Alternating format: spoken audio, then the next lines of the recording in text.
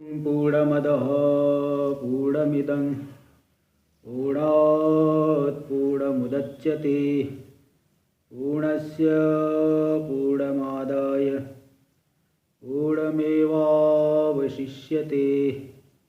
ॐ शान्ति शान्ति शान्तिः।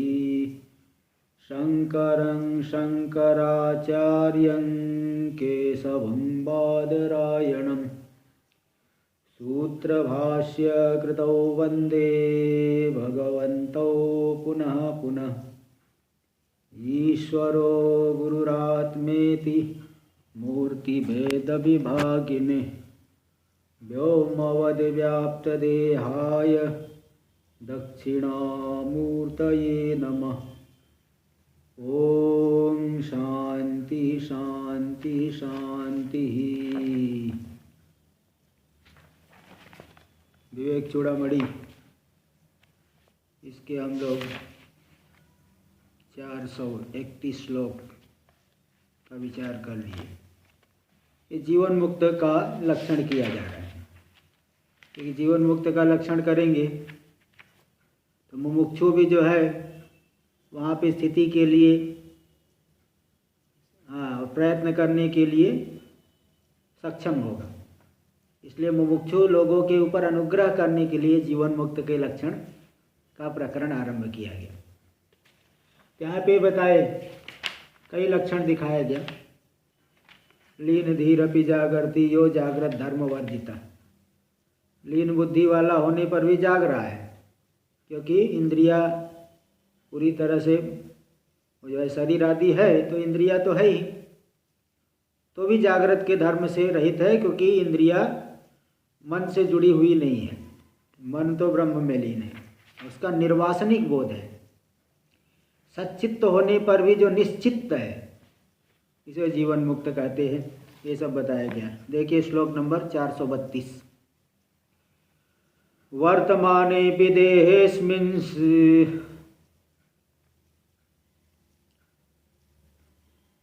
छायावदनुवर्तिनी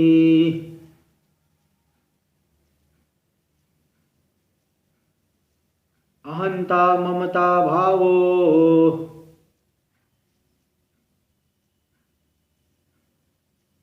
जीवन मुक्तस्य लक्षणम्।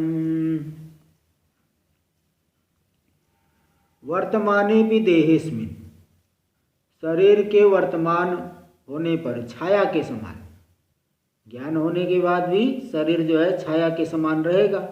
जैसे छाया मिथ्या है, इसी प्रकार मिथ्यात्व बुद्धि से उसमें सत्य बुद्धि नहीं कर रहे, इसलिए छाया के समान दिख रहा है। छायावद अनुवर्तिनी, छाया के समान जब तक प्रारब्ध कर्म रहेगा तब तक शरीर आदि अनुवर्तित होगा, अनुवर्तमान होगा। तो भी उसमें अहंता ममता भावो, अहंता और ममता, उसका मूल कारण था अज्ञान। अज्ञान ही हट गया तो अहंता ममता कहाँ से आएगी? इसलिए अहंता और ममता का अभाव, यही है जीवन मुक्त का लक्षण। तो कोई भी अहंता नहीं, कहीं शरीर आदि ममता नहीं, ममता नहीं, किसी भी पदार्थ में ममता नहीं। यही देखिए, अहम ममेति संसार है तो संसार के धर्म है। गीता में भी भाष्य में कहते हैं अहम ममेति संसार, मैं और मेरा, यही संसार है। अर्जुन को यही हो गई तो अहम येषाम मम इमे, मैं इनका हूँ, ये मेरे हैं, ऐसी भाव हो गया उसके अंदर। इसीलिए वो जो है उनके लिए विलाप कर रहे थे। टीका में देखिए, छायावद अनुवर्तिनी अस्मिन् स्थूल देहे, छाया के समान जो वर्तमान हो रहा है यह स्थूल देह। वर्तमाने भी, वर्तमान होने पर भी अहंता ममतयोर अभावः, अहंता और ममता का अभाव होना। ये पर की शरीर इव, जैसे दूसरे के शरीर में आपकी अहंता नहीं है और किसी व्यक्ति का आप जानते ही नहीं तो उससे ममता भी नहीं है। दूर का कहीं व्यक्ति है, बहुत कभी नाम ही नहीं सुने हो, तो उसमें कोई अहंता ममता नहीं है। तो पर की शरीरे इव, जैसे दूसरे के शरीर में अहंता ममता नहीं है। ये जो है जीवन मुक्त से लक्षणम, जीवन मुक्त का लक्षण है।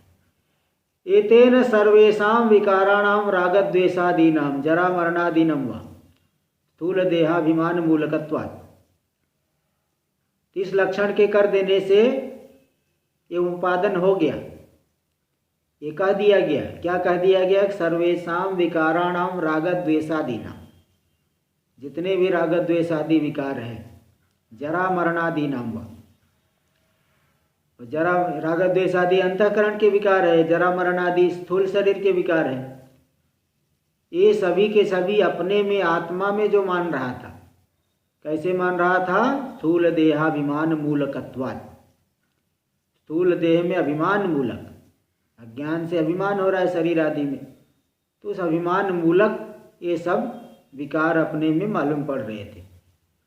लेकिन मूला भावे अज्ञान नष्ट हो गया, अभिमानी हट गई, तो निर्विकारत्वम, निर्विकार रूपता जो आत्मा की है प्रकट हो जाती है।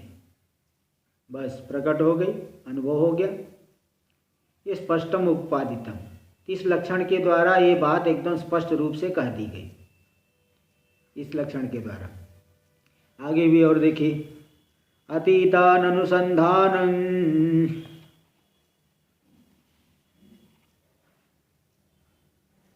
भविष्यद विचारणं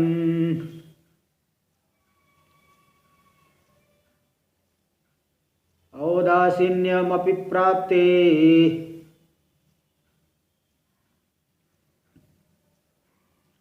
जीवन मुक्तस्य लक्षणम्। अतीतान अनुसंधानम, जो जीवन मुक्त पुरुष है, साधारण लोगों की तरह अतीत का अनुसंधान नहीं करता। अतीत में कोई घटना हो गई, हमारे पूर्वज ऐसे थे, हमारे ये थे, ऐसे इतना दुख झेले, मैंने इतना दुख झेला, ऐसी जो है किया। कोई प्रसंगवश पूछे तो बात अलग है, तो भी जो है सामान्य रूप से, वैसे ज्ञानी में तो कोई नहीं कोई पूछेगा इस बात को कि ज्ञानी को कौन पूछेगा। इसलिए अतीतस्य अननुसंधान, अतीत जो बीत गया उसका स्मरण नहीं करना, क्योंकि स्मरण करेगा तो अतीत का शोक होता है, अतीत को लेकर के शोक होता है। अतीत में देखो मैं कितने दुख झेला, आदमी कभी कभी इसीलिए रोने लगता है कि मैंने वहाँ पे उस समय कितना दुख झेला। अतीत का अनुसंधान नहीं करना, स्मरण नहीं करना, नहीं तो शोक होगा। और भविष्यद विचारणम, भविष्यत का विचार करेगा तो चिंतन हो, चिंता होगी, आगे पता नहीं क्या होगा, अभी तक तो ठीक है, आगे न जाने क्या हो जाएगा। भविष्यत का भी ज़्यादा विचार नहीं करना, मतलब ज्ञानी तो बिल्कुल नहीं करेगा। साधक के लिए कि बहुत ज़्यादा भविष्यत का भी विचार न करें, कि ज्ञानी के लक्षण साधक को लाने, अपने में लाने के लिए बता रहे हैं। तो आगामी का विचार करेगा तो बहुत चिंता की प्राप्ति होगी, चिंतित होगा। और औदासीन्यम अभी प्राप्ति, प्राप्त वस्तु में भी उदासीन रहना पड़े, ये नहीं कि ये वस्तु मुझे मिल गई हमेशा मेरी बनी रहे। हाँ, प्राप्त का वियोग न हो और नई चीज़ें भी आती रहे, तो ऐसा भी नहीं। और अनिष्ट मुझे कोई प्राप्त न हो, ये बीमारी हट गई दोबारा बीमारी न आए। हाँ, तो इस तरह से प्राप्त में भी उदासीन होना, प्राप्त में भी एकदम उदासीन रहेगा। तो साधक सावधानी से तो रहेगा, लेकिन ऐसा नहीं बहुत ज़्यादा प्राप्त वस्तु में भी बहुत ज़्यादा राग द्वेष करने लगे। इसलिए प्राप्ते अपि औदासीन्यम, प्राप्त वस्तु में भी उदासीन भाव से रहे, असंग भाव से रहे। ये जीवन मुक्त से लक्षण, जीवन मुक्त का ये लक्षण है, और साधक को तो अपने अंदर लाना चाहिए प्रयत्न करके। अतीत से अनुसंधानम यानी अस्मरणम, स्मरण नहीं करना। भविष्यतः आगामी न अविचारणम, आगामी का विचार नहीं करना, नहीं तो भविष्य भूत का शोक, भविष्यत की चिंता, तो वर्तमान भी खराब हो जाता है। अचिंतन प्राप्ते भी वर्तमान, प्राप्त में भी वर्तमान, वर्तमाने भी, प्राप्ते भी मतलब वर्तमान इत्यर्थ, वर्तमान वस्तु में भी औदासीन्यम संग शून्यत्वम, असंगता, संग से राहित्य, ये जीवन मुक्त से लक्षणम, जीवन मुक्त का ये लक्षण है। और भी देखिए सब लक्षण ही लक्षण दे रहे हैं। गुण दोष विशिष्टेस्मिन्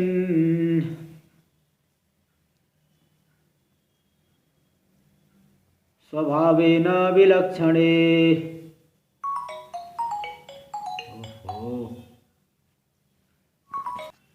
गुण दोष विशिष्टेस्मिन, ये पूरा का पूरा संसार गुण दोष से विशिष्ट है, त्रिगुणात्मक है।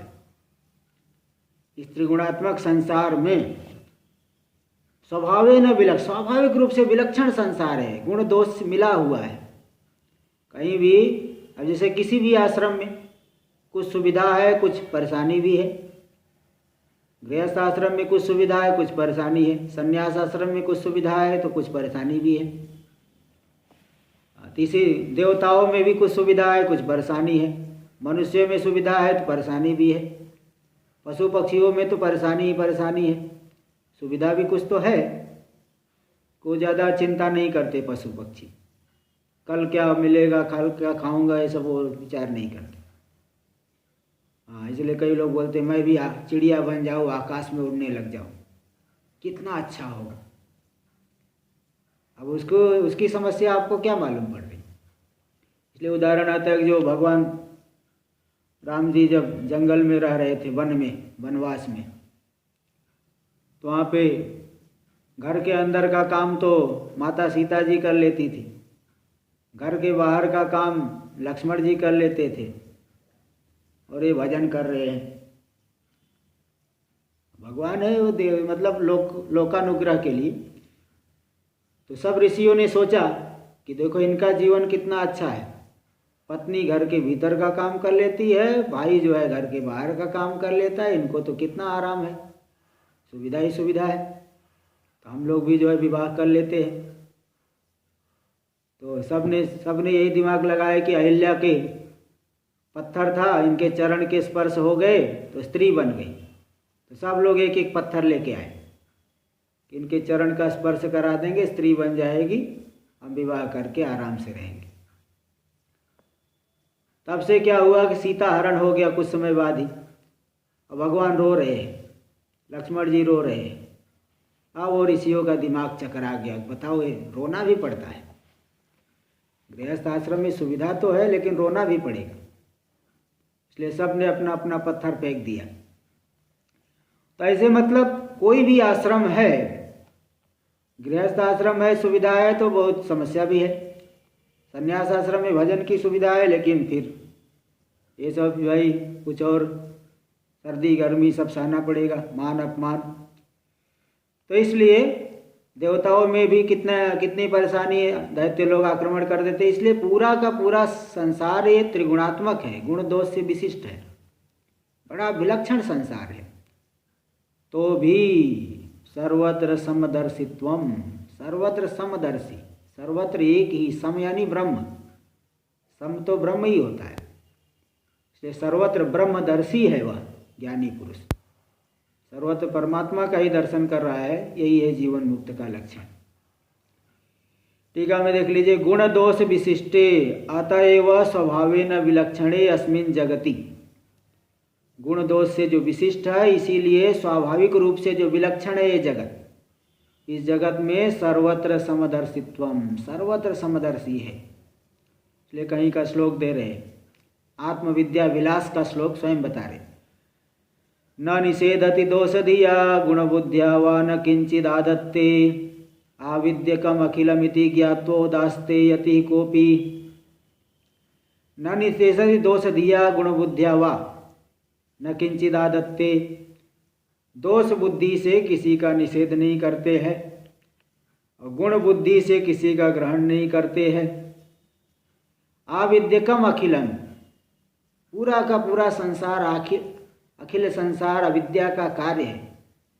इति ज्ञात्वा उदासते, ऐसा जान करके उदासीन हो जाते हैं। कौन उदासीन हो जाता है? बोले यति कोपि, कोई तो यति, हर एक नहीं, कोई कोई बिरला पुरुष जो ज्ञानी पुरुष है। तो इस तरह से वहाँ पे इति आत्मविलास, आत्मविद्या विलासोक्त रीत्या, आत्मविद्या विलास नाम का ग्रंथ है। उस ग्रंथ में कही गई रीति से हानोपादान रहितत्वम, हान और उपादान ग्रहण त्याग से पूरी तरह से रहित है ज्ञानी पुरुष। एक अर्थ हो गया। तो समदर्शी मतलब वहाँ तो सम का अर्थ समरहदी मतलब हानोपादान से रहित, और जो पहले गीता में समदर्शी समम ब्रह्म यद्वा समम ब्रह्म, दूसरा अर्थ है भी सम, जो पहले भी अर्थ बताया श्लोक का कथन करते समय कि सम यानी ब्रह्म। क्या प्रमाण है? क्योंकि गीता में है निर्दोषम ही समम ब्रह्म तस्मात् ते ब्रह्मणि स्थित इह व तर्जिता सर्गो येषाम साम्ये स्थितम मन।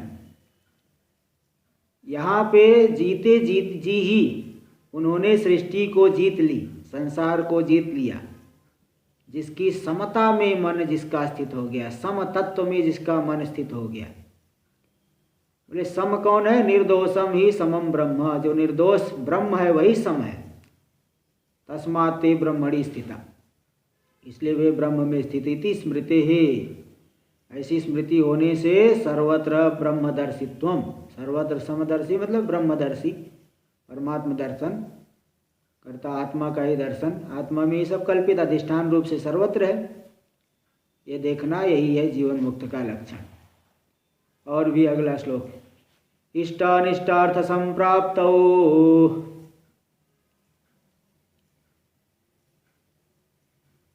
समदर्शी तयात्मनि उभयत्राविकारित्वं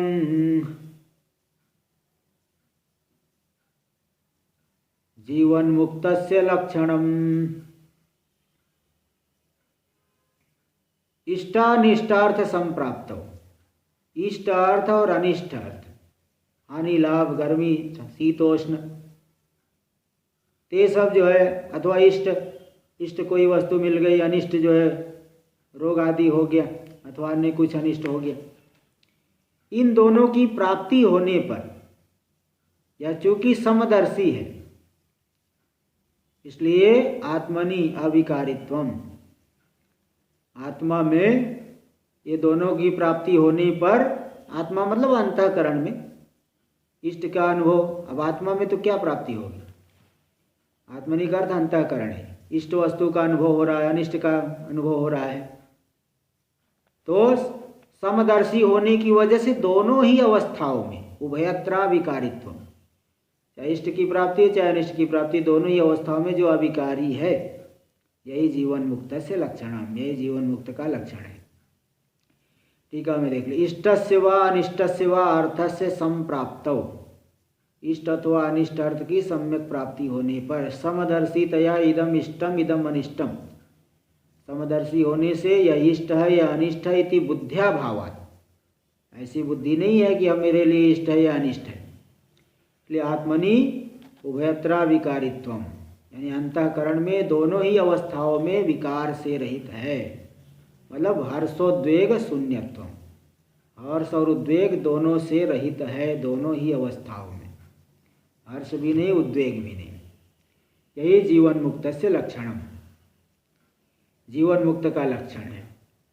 तो यहाँ शंका हो रही है कि भाई जीवन मुक्त को भी यह इष्ट है या अनिष्ट है भेद मालूम पड़ता है क्या, या अच्छा या बुरा है? अगर ऐसा भेद मालूम पड़ रहा है तो किस बात के जीवन मुक्त है? तो बोले लोक दृष्टिया इष्टानिष्टेति, दूसरा तो देखेगा कि नहीं, इन्हें इष्ट मिल रहा है कि अनिष्ट मिल रहा है। लोग तो जानेंगे कि देखो इनकी निंदा करने वाला है शत्रु है, या इनकी प्रशंसा करते सेवा करते मित्र है।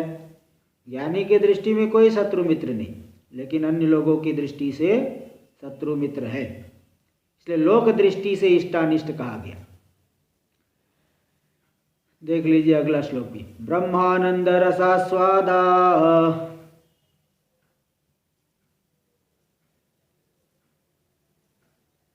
सक्त चित्ततया यते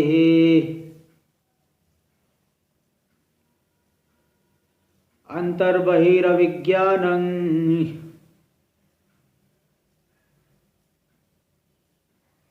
जीवन मुक्तस्य लक्षणम्।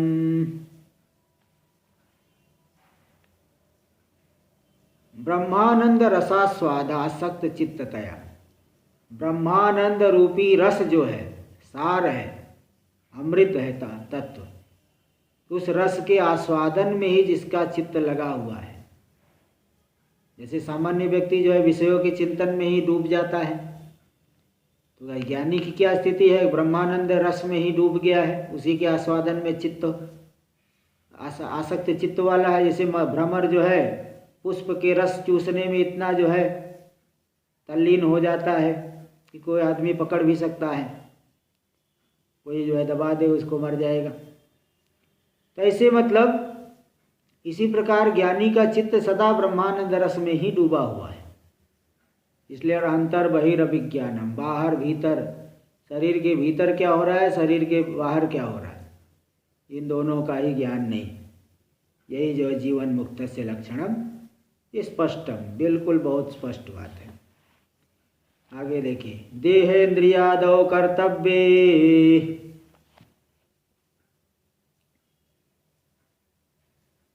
ममाहं भाववर्जितः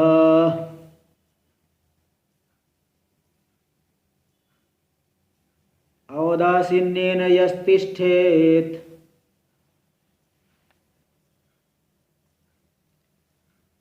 स जीवन मुक्त इष्यते। देहेन्द्रियादौ कर्तव्य, देह इंद्री, शरीर इंद्री, प्राण, मन, बुद्धि, अहंकार और कर्तव्य कर्म, जितने भी है मेरे लिए कर्तव्य है, या मेरी लिए कर्तव्य है, या मैंने कर लिया है, तीन सब में ममा हम भाव से वर्जित है।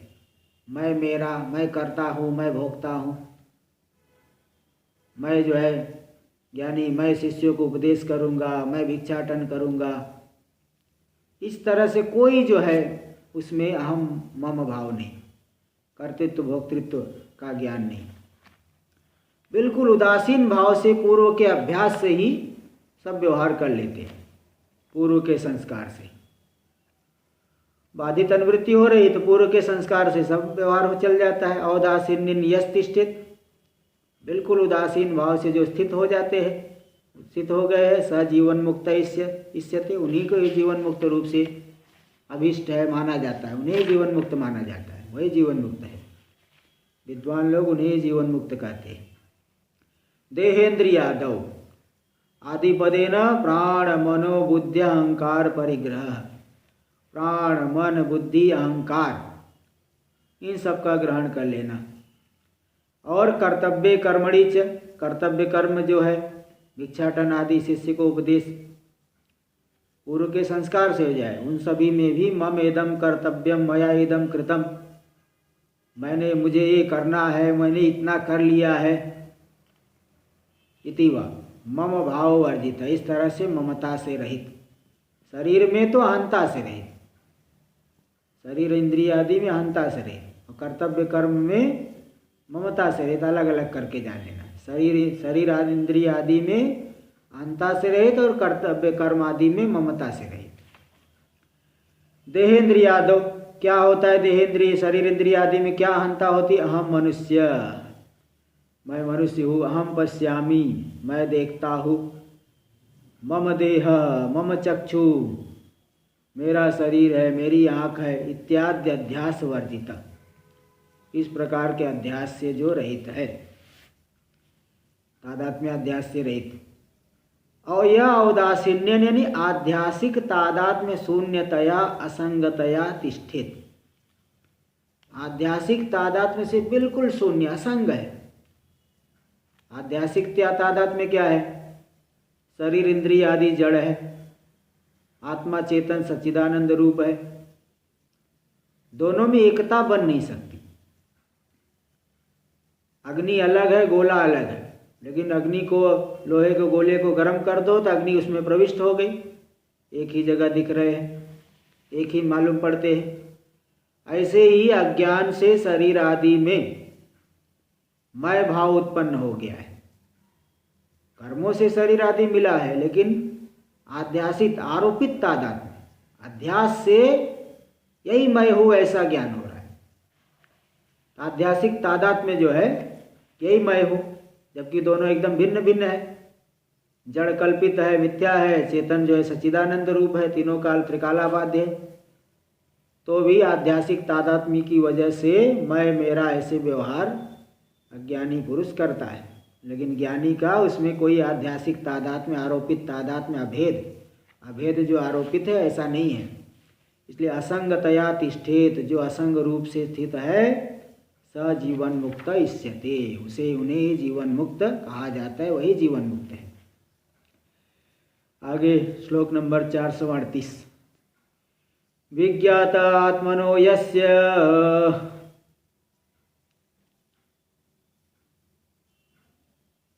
ब्रह्म भाव श्रुतेर्बलात्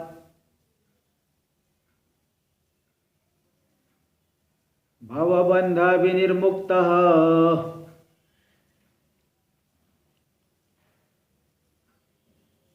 स जीवन मुक्त इष्यते। विज्ञात आत्मनो यस्य, जिन्हें आत्मा का जो ब्रह्म भाव मतलब ब्रह्म रूपता, आत्मा ही ब्रह्म है ऐसा जान लिया है। कैसे जान लिए? अगर अपने आप मन से ही जानने लग जाए तब तो सभी को ज्ञान हो जाए। बोले ने श्रुतेर बलात्, श्रुति के बल से, श्रुति का श्रवण मनन निधिध्यासन करके उन्होंने जिन्होंने अनुभव कर लिया, हाँ अयम आत्मा ब्रह्म, तत्त्वमसि, अहम ब्रह्मास्मि इत्यादि श्रुतियाँ जीव में ब्रह्म रूपता का कथन कर रही है। तीन श्रुतियों के बल से, इन श्रुतियों का अनुसरण करके जिन्होंने आत्मा की ब्रह्म रूपता को जान लिया और जान करके भवबंध विनिर्मुक्तः, संसार रूपी बंध से पूरी तरह से विनिर्मुक्त हो गए। सजीवन मुक्त इष्यते, उन्हें जीवन मुक्त कहा जाता है। देखिए बता रहे श्रुतेर बलात्, श्रुति के बल से, मतलब तत्त्वमसि इत्यादि वेद वाक्य महिम्ना, तत्त्वमसि इत्यादि जो वेद वाक्य उनकी महिमा से, सीधी सी बात शब्दों में अचिंत्य शक्ति होती है और वेद के शब्दों में तो क्या विलक्षण शक्ति है, विचार करें तो क्या विलक्षण जो है बोध होता है किसी भी चीज़ का। लोकों का ही बोध देखिए किस तरह से वर्णन है, और जीव का स्वरूप, ब्रह्म का स्वरूप, देवताओं का क्या रूप है, सोपाधिक निरूपाधिक, सबका वर्णन श्रुतियों में हुआ है। तो श्रुति के बल से, वेद वाक्य की महिमा से आत्मा की जो ब्रह्म रूपता है जिन्होंने जान लिया, ते तत्त्वमसि इत्यादि वेद वाक्य महिम्ना, आत्मना यानी स्वस्य, आत्मा यानी कौन? स्वयं, यानी का आत्मा कोई अलग है, उसकी ब्रह्म भाव, ब्रह्मा भाव ये थोड़ा गलत पाठ है, ब्रह्मा दीर्घ को काट दीजिए। स्व की जो ब्रह्म रूपता है, ब्रह्मत्वम है, ब्रह्मत्वम यस्य विज्ञातः, जिसको ज्ञात हो गया मतलब साक्षात्कारी, जिनके द्वारा साक्षात्कार कर लिया गया है। और जो भव बंध विनिर्मुक्त, संसार रूपी बंधन से विशेष रूप से निर्मुक्त है। ये नहीं थोड़े समय के लिए राहत महसूस हो रही है, सदा सदा के लिए विनिर्मुक्त हो गए। सकल अविध भ्रांति शून्य, सभी प्रकार की भ्रांतियों से शून्य है। क्यों? क्योंकि मूला ज्ञान नाशात, मूला ज्ञान ही नष्ट हो गई है। हाँ जी संसार जी बोलिए।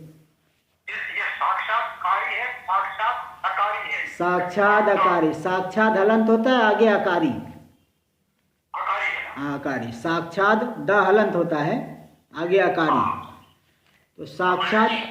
हाँ जी राजू भाई, अकारी कौन सा रूप चलेगा, कौन से शब्द का है? एक क्री धातु का है, उसका लुंग लकार में बनता है, वो आगे आएगा कर्मणि प्रयोग में, कर्मवाच्य में। अभी तो आप कर्तृवाच्य पढ़ रहे हो, तो कर्मवाच्य आगे आएगा, उसमें लुंग लकार में चिण होता है, चिण। अकारी, अकारी मतलब उनके द्वारा किया गया, यानी साक्षात उन्होंने अनुभव, उनके द्वारा अनुभव कर लिया गया, अनुभव हो गया है। लुंग लकार प्रथम पुरुष एक वचन का रूप है। तो भव बंध विनिर्मुक्त, भव संसार रूपी बंधन से जो विशेष रूप से निर्मुक्त है। सकल विध भ्रांति शून्य, सभी प्रकार की भ्रांति से शून्य है। क्यों? क्योंकि मूला ज्ञान नाशात, मूला ज्ञान का नाश हो गया है। सजीवन मुक्त इष्यते, उन्हें ही जीवन मुक्त कहते हैं। मूला ज्ञान मतलब विद्या का नाश, वही मूला ज्ञान, मूला विद्या, मूला विद्या ब्रह्म स्वरूप को ढकने वाली अविद्या, हाँ वही जो मूला विद्या है। माया, माया का ही जो मतलब अविद्या जीव में तो अविद्या है। हाँ, तो वो मूला विद्या, मूला ज्ञान जो ब्रह्म स्वरूप को ढकने वाली अज्ञान है, अविद्या है, उसका नाश हो गया ज्ञान के द्वारा। तो इसलिए सजीवन मुक्ता इष्यते। भवबंध विनिर्मुक्तत्वम स्फुटमः, संसार बंध से वो विनिर्मुक्त हो गए हैं, इस बात को स्पष्ट रूप से कह रहे हैं। देख लीजिए श्लोक नंबर 439, 439। देहेन्द्रियेष्वहं भावः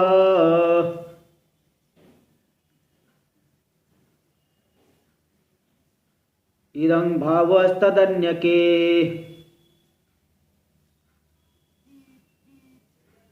यस्य नो भवतः क्वापि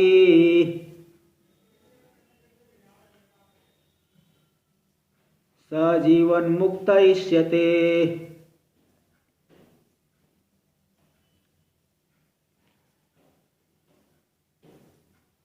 देहेन्द्रियेषु अहं भाव, देहे इंद्रियेषु च अहं भाव। शरीर में और इंद्रिय में अहम भाव मतलब अहंता, अहंकार, यह मैं हूँ। देहेंद्रिय इन सभी में अहम भाव जिसका मिट गया। इदम भावस तदन्य के, और इस शरीर से भिन्न जो घर है, वाहन है, घटपट आदि वस्त्र है, पुस्तक है, इन सब में इदम भाव तदन्य के, इनसे भिन्न में इदम भाव, यह भाव यस्य नो भवत, जिसको नहीं होता, क्वापि कभी भी, मैं मेरा, मैं यह वह, मतलब भेद ज्ञान तो हो रहा है बाधित अनुवृत्ति से, किंतु उसमें मिथ्यात्व निश्चय होने से दुराग्रह नहीं किया है, यह ऐसा है वैसा है, यह मैं हूँ यह वह है, ऐसा कोई उन्हें दुराग्रह नहीं है। तो न भवता, जिन्हें नहीं होता है, अहम भाव और इदम भाव जिन्हें नहीं होता है, स जीवन मुक्त इष्यते, उन्हें जीवन मुक्त कहते हैं। अनात्मत्व से समत्वात्, भाई देखिए चाहे शरीर इंद्रिय हो चाहे घटपट हो, सब के सब अनात्मा है। एक स्वरूप को छोड़ करके बाकी सब जड़ है, अनात्मा है। अनात्मत्व से समत्वात्, शरीर भी अनात्मा है, घटपट आदि भी अनात्मा है। हाँ देखो, अच्छा उसका पंक्ति छूट गया। देहे इंद्रियेषु च अहम भाव तदन्य के, यानी तदन्यस्मिन घटादो, उससे अन्य क स्वार्थ में किए है, तदन्यस्मिन घटादो, उससे भिन्न घटादि में इदम भाव। यस्य क्वापि मतलब कस्मिन अपि काले न भवता, किसी भी काल में नहीं होता, स जीवन मुक्त इष्यते, उसे जीवन मुक्त कहते। तो बोले अनात्मत्व से समत्वाद, चाहे शरीर इंद्रिय हो, चाहे घटपट हो, चाहे वाहन हो, घर हो, सब के सब अनात्मा है। इसलिए देहेन्द्रियाणाम घटादेश्च, ये शरीर इंद्रिय और घटादि सब में अनात्मत्व समान है, सब जड़ है, मिथ्या है, अनात्मा है। और स्वस्मिन कल्पितत्व से च समत्वात्, स्व में, स्वरूप में शरीर इंद्रिय भी कल्पित है, घटपट आदि भी कल्पित है। तो अनात्मा दोनों, शरीर इंद्रिय आदि भी अनात्मा है, घट आदि भी, और ये दोनों ही कल्पित भी है।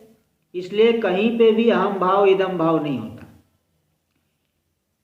फिर कैसे मैं, फिर भी वो भी व्यवहार तो करते, ये लाओ वो लाओ, बोले नहीं, केवल पूर्व वासना मूल का अहम इदम भाव। पूर्व में ज्ञान होने से पहले उन्हें भी अज्ञान तो था ही, इसलिए उस अज्ञान काल में जो व्यवहार किए हैं, उन व्यवहारों के संस्कार से सब जो है वर्तमान व्यवहार बन जाता है। तो केवल पूर्व वासना मूल का, पूर्वकालीन जो वासनाएं है, संस्कार है, व्यवहार किए हैं, उन वासना मूलक अहम इदम भाव, वर्तमान कालीन व्यवहार में भी मैं मेरा ये सब जो कहते हैं, तो दुराग्रह नहीं है, सत्य तो है, यह सत्य है, ऐसा दुराग्रह नहीं। तो निर्वासन बोधवत जीवन मुक्त से न संभवती, वासना से रहित जिनका ज्ञान है, राग द्वेष से रहित जो ज्ञान वाले हैं जीवन मुक्त, तो वो अहम इदम भाव संभव नहीं है। केवल वासना मूलक, पूर्व के संस्कार मूलक अहम इदम भाव होता है। कहीं सत्यत्व बुद्धि नहीं, कहीं दुराग्रह नहीं, यह सत्य है या ऐसा ही है, ऐसा कोई दुराग्रह नहीं, कि सबको मिथ्या समझते हैं। और भी देखिए अगला श्लोक, जीवेशो भय संसार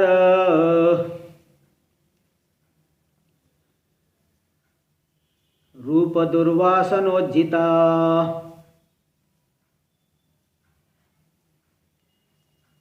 ता सर्वदा भवेद्यस्य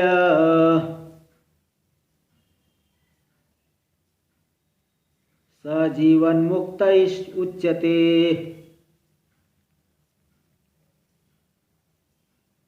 न प्रत्यक ब्रह्मणोर्भेदम्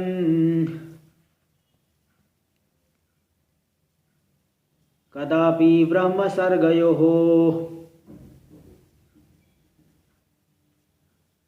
प्रज्ञया यो विजानाति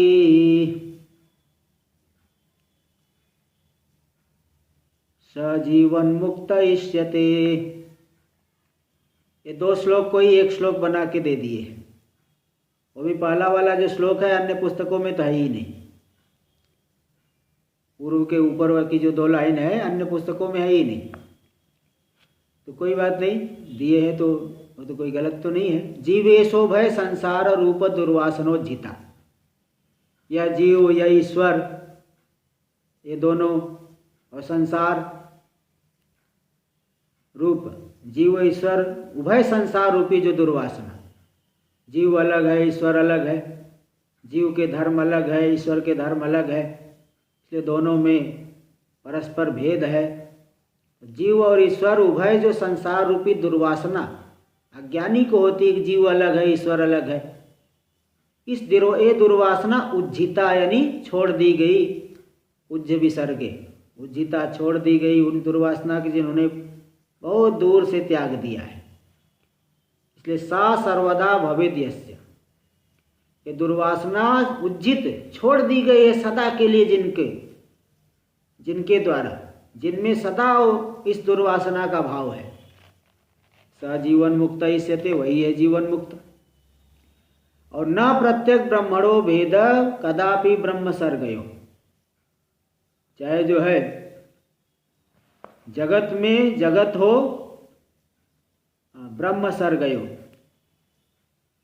न प्रत्यक ब्रह्मणो, प्रत्यक यानी जीव, ब्रह्म यानी ब्रह्म, इन दोनों का भेद कदापि कभी भी नहीं हो सकती। ब्रह्म सर्गयो ब्रह्म, इसी प्रकार ब्रह्म और जगत का भी भेद कभी नहीं हो सकता। क्यों? क्योंकि जगत कल्पित है और ब्रह्म अधिष्ठान है। दो थोड़ी सत्य है, एक ही सत्य है। इसलिए दोनों का भेद कभी हो नहीं सकता। ये जो प्रज्ञा यो बीजानाति, तो प्रज्ञा से बुद्धि से जो जान लेता है, ब्रह्माकार वृत्ति हो गई तो अनुभव कर लिया कि वो कोई भेद नहीं है। स जीवन मुक्त इष्यते, उन्हें ही जीवन मुक्त रूप से माना जाता है, कहा जाता है, अभिष्ट है। टीका में देख लीजिए, विभेद जन के ज्ञाने नासम आत्यंतिकम गते आत्मनि ब्रह्मणो भेदम असंतं कः करिष्यति। ये वो पुराण वाक्य है, ये शायद विष्णु पुराण का वाक्य है। तो विभेद जन के ज्ञाने, विभेद का जनक, भेद का जनक था अज्ञान। वह अज्ञान ज्ञान के द्वारा आत्यंतिकम नासम गते, आत्यंतिक रूप से पूरी तरह से नष्ट हो गया, बाधित हो गया। तब बताओ, भेद करने वाला कोई रहा ही नहीं। भेद का जनक जो था वही नष्ट हो गया, अब भेद को कौन करेगा? इसलिए आत्मनि ब्रह्मणो भेदम असंतं कः करिष्यति। आत्मा में जो ब्रह्म का भेद जो कि मिथ्या था उसको करने वाला था ज्ञान, अब अज्ञान ही नष्ट हो गया तो बताओ कौन भेद करेगा? किसकी हिम्मत है कि आत्मा में ब्रह्म का भेद कर दे? क्या निमित्त है कि आत्मा में ब्रह्म का भेद कर दे? इति प्रमाणात, ये जो पुराण वाक्य है प्रमाण रूप है, इससे जो है क्या सिद्ध हो रहा है कि ब्रह्म प्रत्यक ब्रह्मणो, प्रत्यक जीव और ब्रह्म दोनों का भेद कभी भी संभव नहीं, ऐसा जान लिए है। जीव ब्रह्मणो, इन दोनों का भेद कभी है ही नहीं। और ब्रह्म सर्गयो, ब्रह्म का अर्थ ब्रह्म ही है, और सर्ग यानी जगत। सृज्यते इति सर्गः जगत, जिसकी सृष्टि होती उसे कहते सर्ग यानी जगत। तो जगत का भी ब्रह्म में भेद नहीं, क्योंकि कल्पित है। तो ब्रह्म वेदम विश्वम इत्यादि श्रुतियाँ, यह पूरा का पूरा जगत ब्रह्म रूप है, मतलब जगत नहीं बल्कि ब्रह्म।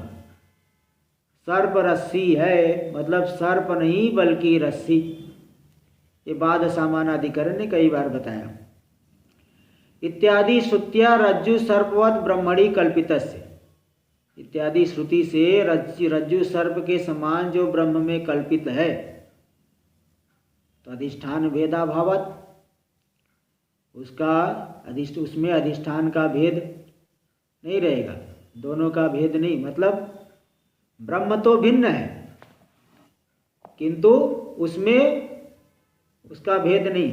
ब्रह्म तो भिन्न है लेकिन यह जगत ब्रह्म से भिन्न नहीं, अधिष्ठान से जगत का भेद नहीं, क्योंकि कल्पित है। कल्पित है ही नहीं तो वो भेद भिन्न कहाँ से होगा। किंतु जो सत्य है वह मिथ्या से भिन्न है। इसलिए दोनों तरफ से समझना कि जगत से तो भिन्न है ब्रह्म, क्योंकि जगत कल्पित है। अभिन्न कह दोगे तब तो जैसे जगत मिथ्या है ब्रह्म भी मिथ्या हो जाए। इसलिए ब्रह्म तो जगत से भिन्न है, लेकिन जगत ब्रह्म से भिन्न नहीं है। रस्सी सर्प से भिन्न है, किंतु रस्सी में दिखने वाला सर्प रस्सी से भिन्न है, रज्जु से भिन्न नहीं। इसलिए इसी प्रकार यहाँ पे भी कल्पितस्य अधिष्ठान भेदाभावात्, कल्पित में अधिष्ठान का भेद नहीं रहता, यानी कल्पित अधिष्ठान से भिन्न नहीं होता। अधिष्ठान जरूर कल्पित से भिन्न रहता है, क्योंकि वह सत्य है, मिथ्या थोड़ी हो जाएगा।